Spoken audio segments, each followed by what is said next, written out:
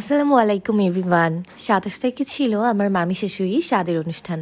আমার একটা ছোট মামাতো দেবর আছে, কিন্তু আবার একটা বেবি আসতেছে, নতুন বেবি। আমার খুবই ভালো লাগতেছে যে বেবি জন্মের থেকেই আমাকে ভাবি ভাবি ডাকবে।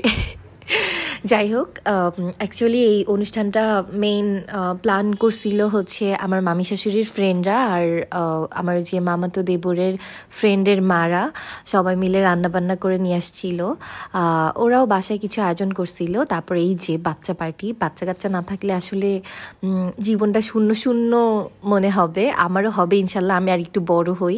আমি তারপর বাচ্চাগুলোরে বললাম যে তোমরা এক এক করে এসে হাই দিয়ে দিয়ে অনেক সুইট মানে অঙ্গভঙ্গি করে চলে যাবে, কিন্তু তারা উল্টাই আমার দরজা লাগাই চলে গেছে।